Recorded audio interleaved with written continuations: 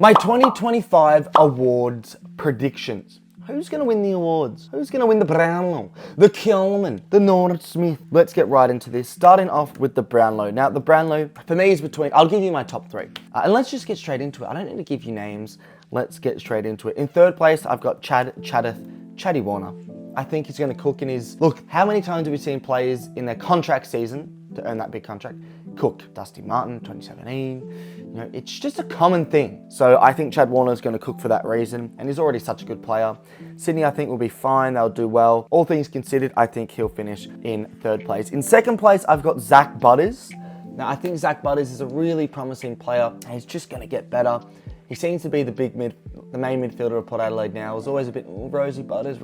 It's Butters. He's so good. He's also gaining interest from rival clubs, and I think those two combined, they both, Warner and Zach Butters, might produce some of the biggest contracts if they were to change clubs. And the reality is, Zach Butters is phenomenal. Port Adelaide, I don't think will do all that well in 2025, but I still think Butters will do well, and he'll earn himself plenty of Brownlow votes. And we've seen he's polled well before, so it should be fine. In first place, look, I know it's a bit boring, but I'm going to go with a Nick Dacos. I just think he's got a good injury record. I don't think Cripps will stay fit all season. We've seen that Neil and Bon are starting to not poll all that well.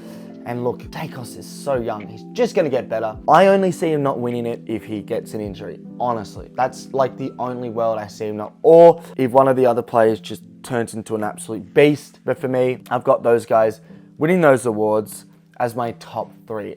Like, I thought about Bont, Neil, you know, the normals, but the reality is I've gone with those three. So moving on to the common medal now. Who's going to kick the most goals in the home and away season? There's a few obvious names. Cameron, there's Hogan, there's Waterman, there's Allen, there's Larkey, there's Curnow. I think the obvious answer for me is to go for Charlie Curnow, because as long as he stays fit, he'll get it. Like, he could have won it in 2024 if he'd stayed fit. But I'm going to go for a different shout. I'm going to go with Nick Larkey. And I've sort of flipped around with this. Look, it's a bit of a guess, but I think Nick Larkey is the sole goal kicker of North Melbourne. I think they should have a better season. And with better supply there, I think he will kick the most goals. Where Curnow, I think if Carlton to do well, they need to not just rely on him. And also the injury record's not amazing. I think Nick Larkey is my guy. He's my guy. So I've gone with Nick Larkey to win the Cole medal. Probably around 50 to 60 goals. Not all that much. I think it's not going to be an outstanding season for those types of players. In terms of the rising star, I've gone with Sam Layla. Bias, yes, he's already injured, but I'm going with Sam Layla for Richmond. Any Richmond player, I'm honestly going to choose, to be completely honest with you. Looked really exciting in the preseason games, kicked a few goals. Boring to go number one draft pick, but I'm just going to go with him. So suck it. Moving on into the finals, I'm going to go with the Gary Ayres Award. Best finals player, I'm going to go for a really rogue shout of Will Ashcroft. I think Brisbane will make the finals. I think they'll probably win a few, maybe make the prelims. I think he's going to have a really good final season. But that's a bit of a rogue shout. Norm Smith medalist. I think the grand final will be between someone like Geelong, Collingwood, maybe a Giants, maybe a Sydney. I'm going to assume that Geelong make the grand final, and I'm going to assume someone who performs really well for them on the big stage. I'm going to go for the name of Max Holmes. I think Max Holmes is an outstanding player.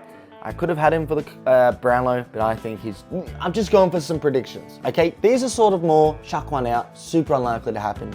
But if it happens, you can come back to this and go, wow, this guy's got ball knowledge, because I do. Best Coach Award. Who's going to be the best coach in 2024? I've gone for a team who's just going to overperform, and I think going to do really well. I'm going to go, it's a bit of a boring shout, but I'm going to go with Justin Longmuir. I think he's going to do really well for Fremantle. He's going to make finals, and I've got them making top four. So I think naturally he's going to get a lot of the plaudits, and they could do really well in finals with the exciting talent on their list.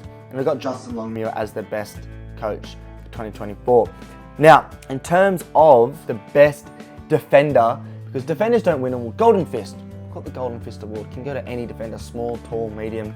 I've got two names in my head. I'll reveal them now. Tom Stewart, someone who's in my head because he's great, and then Sam Taylor as well. Both of those guys have poor injury records, so I could go with someone else, but I am going to go with Tom Stewart, also on the basis that Geelong are going to do well. And if he keeps his... How old is Tom Stewart? If he keeps his body a little bit more fit, he's 31, so, you know, he's starting to get to that age where injuries are more common, but I'm going to stick with him because Sam Taylor really has a poor injury record, but I think they're conclusively the two best defenders in the comp, alongside Wiedering and stuff as well. Most underrated player of the year, I'm going to give to someone generally who plays for a really shit team. So that's sort of what I'm going for. I have chosen as the most underrated player, Nick Foston. He's so underrated. Every season he deserves to be All-Australian. He's honestly that good of a defender. But he's going to be, once again, underrated because Richmond won't get any watch time in 2025. For breakout player, I'm going to go with someone a little bit more different. I'm going to go for Ben Hobbs. I just think he's ready to explode. And now that Essendon, I feel like, are going to gear their sort of list towards youth, I feel like they're just going to play him a bunch. And I reckon he's going to cook.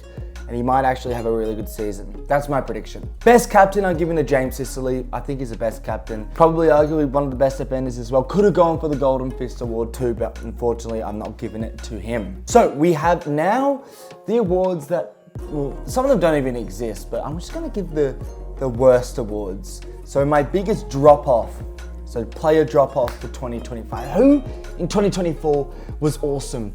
And then they're going to finish 2025 and you're thinking, you know, it's not really the season we all thought you would have. You kind of had a stinker. And I've gone with Stephen May, and that's sort of on the basis that, like, look, Melbourne are going to struggle a little bit. And synonymously, I've gone with Simon Goodwin as the worst coach of the year. I think he's the first coach that will get sacked.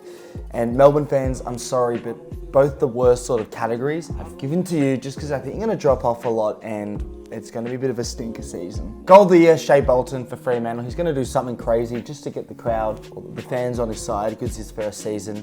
He could easily win Mark of the Year, but I think Mark of the Year is going to go to the man who I think just will produce something like this. He did it in the finals last season. I don't think, you know, it's a bit annoying how Mark and Goal of the Year does include finals. But Isaac Heaney I've got for Mark of the Year. If you remember that Giants mark he took with GWS in the finals, he took that hanger, which could have easily won Mark of the Year. But unfortunately for him, the finals aren't really included in those awards. And those are my AFL award predictions. Do you agree or do you not? Let me know in the comments. Thanks for watching.